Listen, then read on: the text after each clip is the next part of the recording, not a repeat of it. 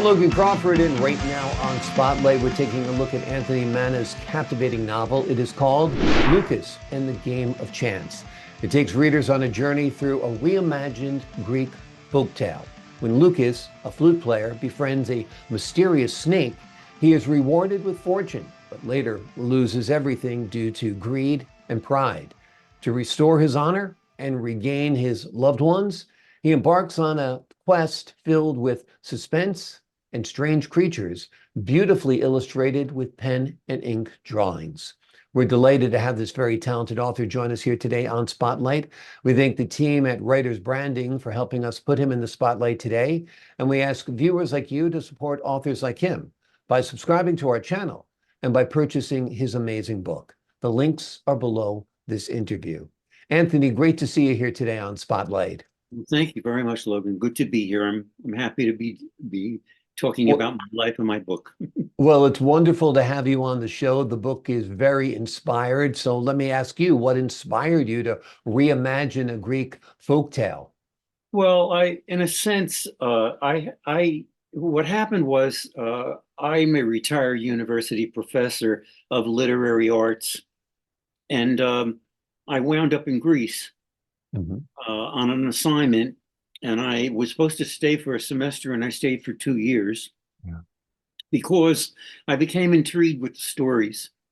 You don't spend a lot of time in Greece without hearing stories. People love to tell their stories. And so with my colleague Sula Mitakidou, I started researching, telling her that I would love to translate, reimagine, reshape, redefine some of the stories to bring them to an American audience of children and young adults.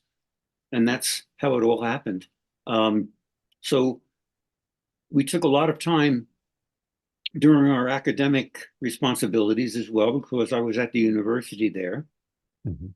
And out of that came uh, several books, including an anthology of 20 stories. Mhm. And inevitably, I found a story called The Snake Tree, and it haunted me. Hmm. And I think that what's happened sometimes is, as a writer, stories come to me rather than I go to them. Yeah. And this particular story just haunted me. The relationship between the main character and the snake, etc. So I thought, and also just the loss and gain, the separation, and rejuvenation in a sense. What can I do to the story to elaborate on it? So what I did was I set out to develop a full length, and in a sense, a full length novel, Mhm. at least a short novel, um, based on this tale. And I just let my imagination. We just talked about it, take me to places that I didn't. They were not in the story. I invented characters, like the snake itself became a main character, Mhm. and in the original folktale, the snake dies very quickly. But I carried on with this because I loved the relationship, the friendship, the communication between these two characters, Loukas and Lambros, which he named the snake. And I thought, in a sense, what I think what I was witnessing there, and I started thinking about it later, is that here's the snake that comes almost like an immigrant Mhm. foreigner into Loukas's life as he's playing his flute Yeah. above on the stone wall above the sea, and he accepts him. And so I thought, I love that idea, that there's here is a person outside of our realm Mhm. coming into this place, and we can accept him or her, Yeah. it. Yeah.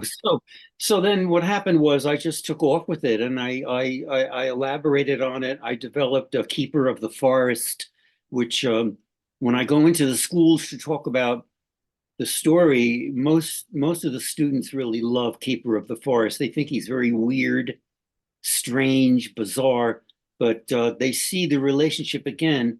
He's like a sage, Hmm. and he brings a lot to Loukas to help Loukas develop himself on his journey, the very difficult journey. Um, and I think what I was really after basically was to um, try to introduce the concept that life can get very, very messed up. That failure is inevitable. We make mistakes. How can we survive this?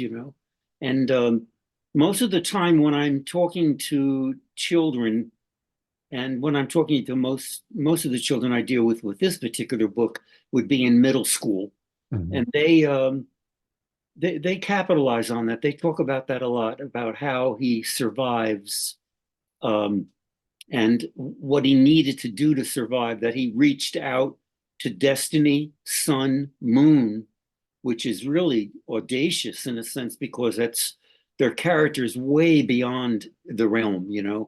and that's where it all led. So it was it took a lot of time, and I think that's something that I talk to children a lot about too. When I show them the manuscript, uh, slides of the manuscript, to let them know that it's a commitment and that it's not always easy. The road can be rocky. The road can be very, very smooth, and you can move very, confidently into the story world that you're building. Yeah. And sometimes it doesn't happen that way. There are struggles that you inevitably face. And so I like to talk to kids about this, and then we'll do a writing exercise and they'll see, that yes, okay, so one of the exercises that I've developed, which I call they all wound up happily ever after, or did they?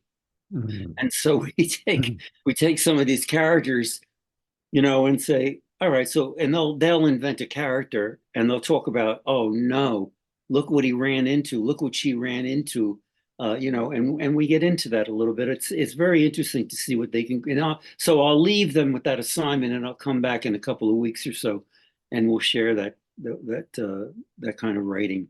That's great. It's great to have them use their imaginations that way to explore the journey of a writer as well, and to look at the repercussions of the character's journey afterwards. The happily ever ending part. I like that. Is there ever a happy ending?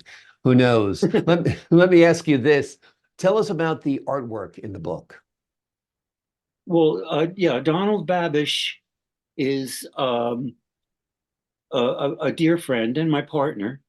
And Donald, taught elementary school art for 38 years. Mhm. And in the meantime, he was working on his art, and that's a beautiful thing for an art teacher to do because then the energy is sent off to the kids, so, Right. and then eventually he thought he went to NYU Mhm. and developed, did a master's in art education, and that changed his life. I mean, of course, I mean, he was surrounded by people who could take him to the Met and take him to all sorts of galleries, and the study became um, that he developed his confidence very much so in those years, and he when I came to him and I said, look, I've got this manuscript. I don't know if you want to take time away from what you're doing now because he had retired by that point, just as I had. Mhm. And he was beginning to do fiber art.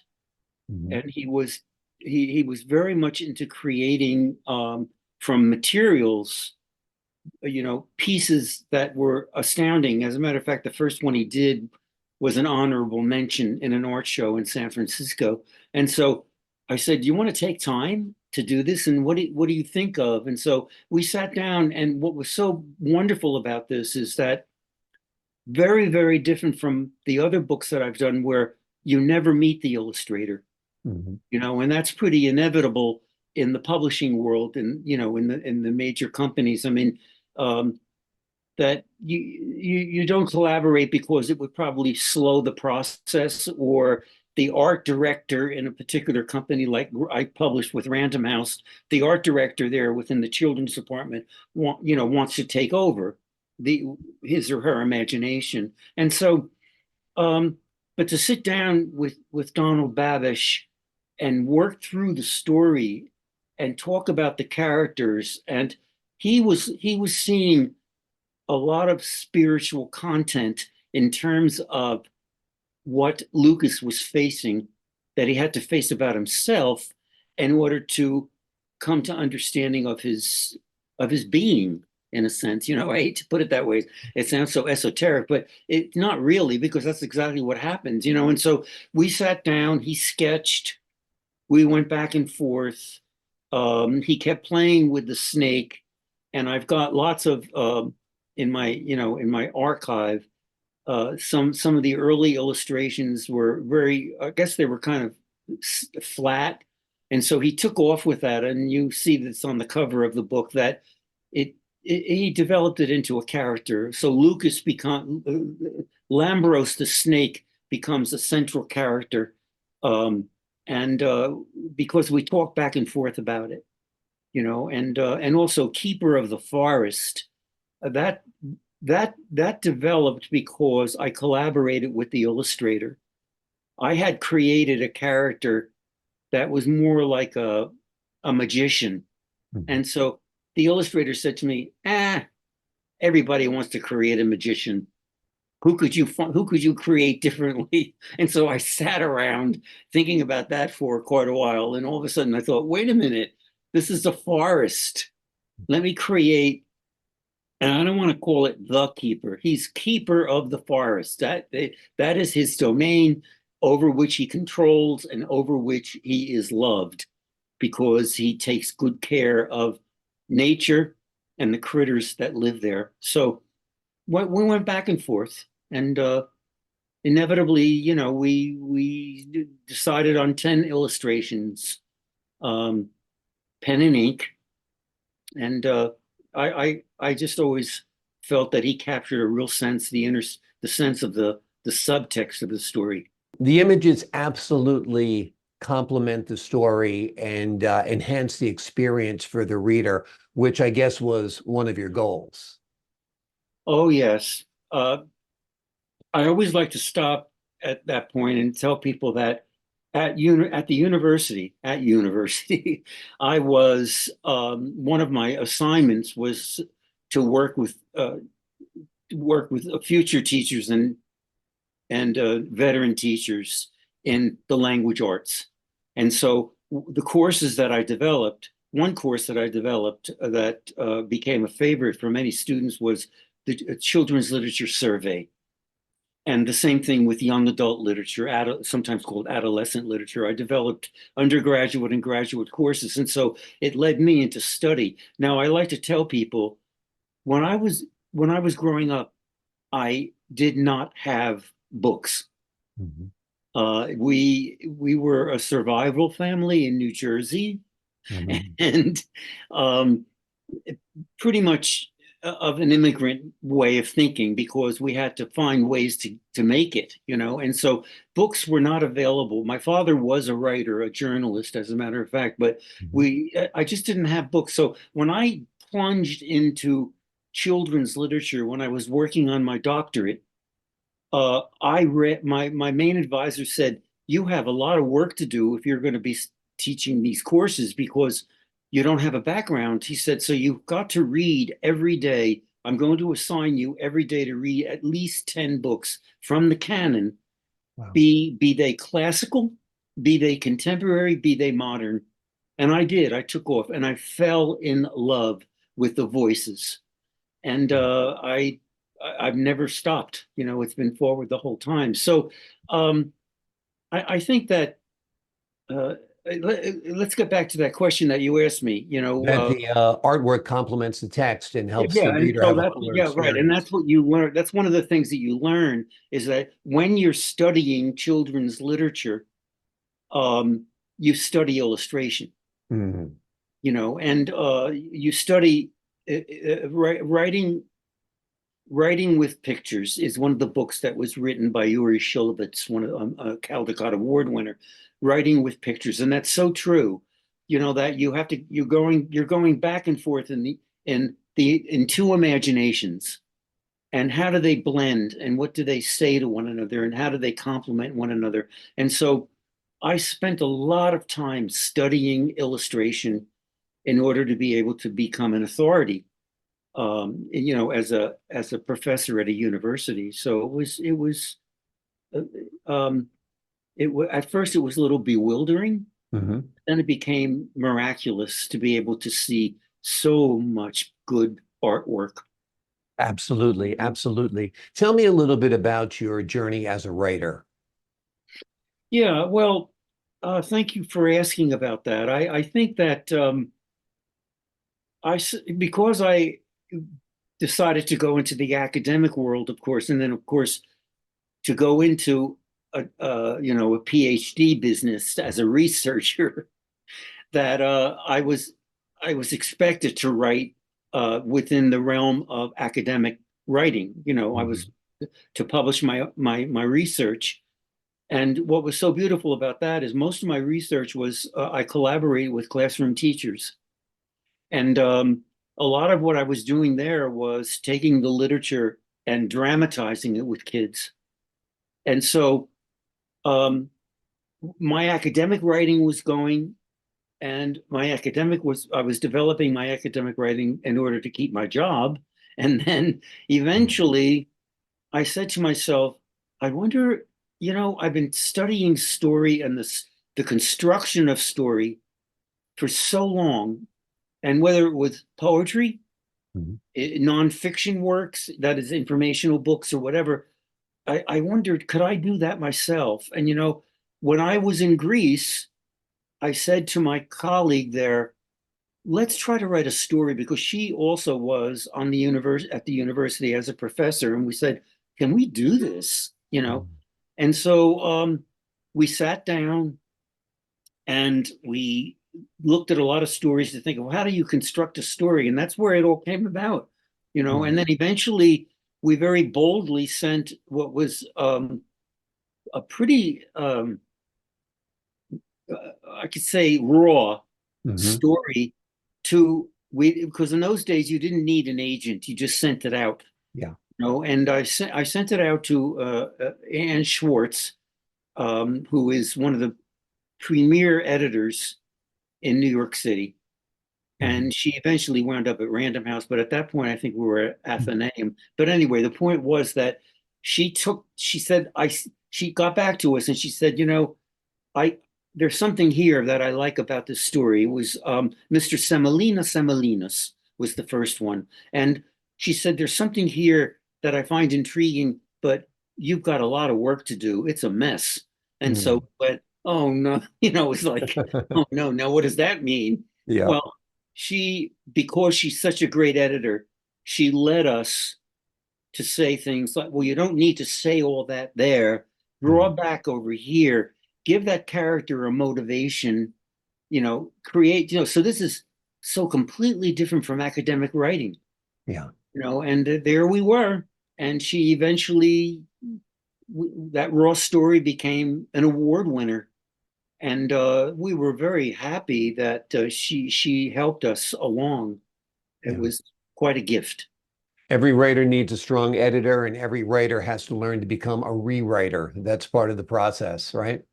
Oh, Yeah. the story I'm the story I'm working on right now, I went through a writers group with it, Mhm. and they said, "Oh, all right, it's ready to go." And I went back a couple of years later because I had some medical problems I had to deal with.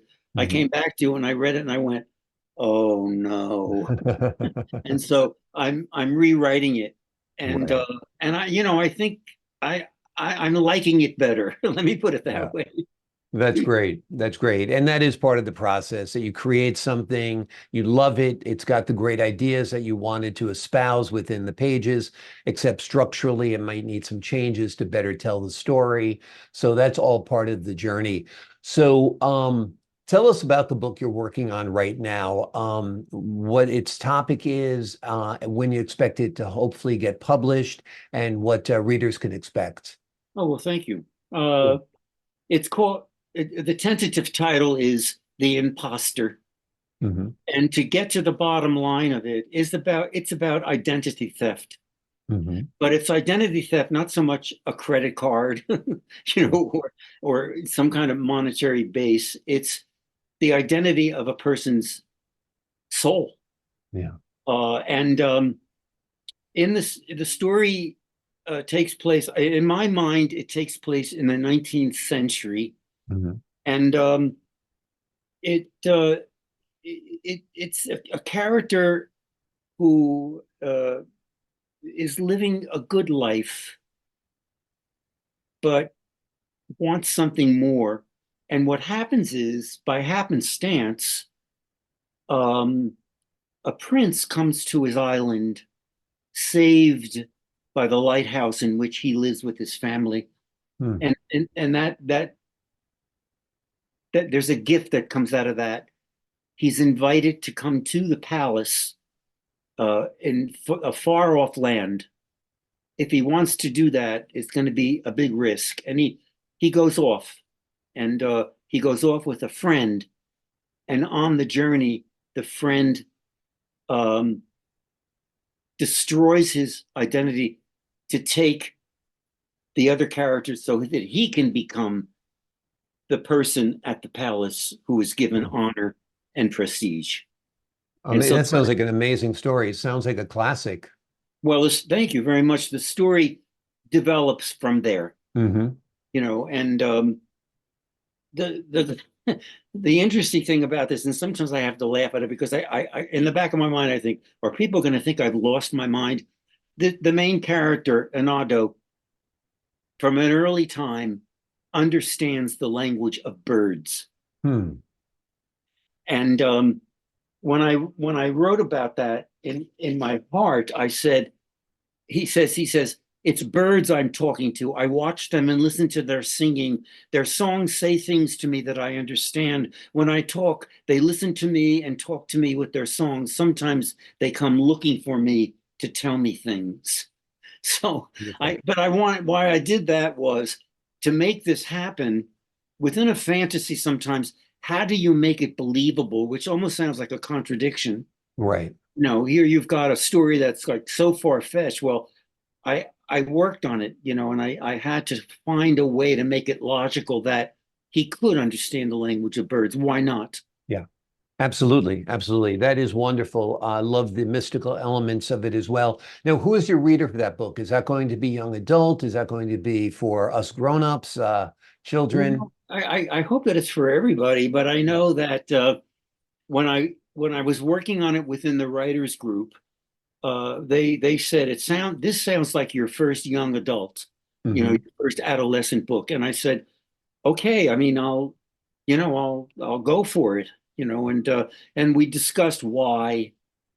These were all writers who were published authors, Hmm. so I said, all right, well, let me see. I think it'll move into, into early young adult. Let me put Right. it this Well, way. it's the same with Harry Potter. It's kind of young adult fiction, but grown-ups love it, children love it. I mean, it's one of the first books my children read. They just couldn't put it down, and when they were 6 years old, they were reading it. That's So, right. Yeah. yeah. So if it's the right story, it'll keep them transfixed, which is great. And let's say a Hollywood producer came to you and said, I want to take one of your books and turn it into a movie. Which one would you choose and why? Wow. Well, I mean, I guess why not Lucas in the Game of Chance? I mean, Hmm. it's pretty dramatic when you think about it, especially when he's walking through that forest and meets those very weird characters who are also very demanding, and like the dried up river and the three sisters who are like the three Greek fates, and so I think there's a lot there visually Mhm. that could make an interesting story. The forest itself could be very intriguing as a character. Absolutely. So I think I would like to see Lucas move into the film world. That'd be great. And would you choose live action or would you choose animation? No, I think I would probably, that's a good question. I Mhm. don't know. Yeah. I think I'd like to see both. Yeah. To work with a producer who would say, well, if we're gonna let's create an animation character, an Hmm. animated character. All right, well, let me just see what would Lucas look like, Yeah. and I might go that route, or else it would be. I wonder how it could be with this. I always think of the story taking place in medieval times, Mhm. so it might be interesting to see how that is constructed as a setting. Exactly. With CGI and all of the computer graphics nowadays, they can create anything. You can create medieval times, prehistorical times, Yes. futuristic times, and they all look real, which is the magic of living in this great century when we live now. We talked a little bit before we got started. I wanted to ask you a little bit about your environmental inspiration. You live on a farm in the Midwest, 8 acres in a log cabin. That all sounds like the idyllic place for a author to live. It is in many ways. Not many people have said it that way, but it's yeah, my I'm in a study right now in I guess you could call it an office. I like to think of it as my my my perch, Hmm. and I when I look out this window here, I see the woods, Hmm. and whatever season it is, it's inspiring, Yeah. and sometimes what happens if I get a little stuck as a writer, I just put the computer on sleep, Hmm. get out there, look up, look up, look up, because once I start doing that, this place has been cultivated from for about 40 years. And so Hmm. there are a lot of perennials and a lot of plants that survive in the winter as well as in the summer and spring. And so it's a magical place to go. And so, yes, it's very inspiring.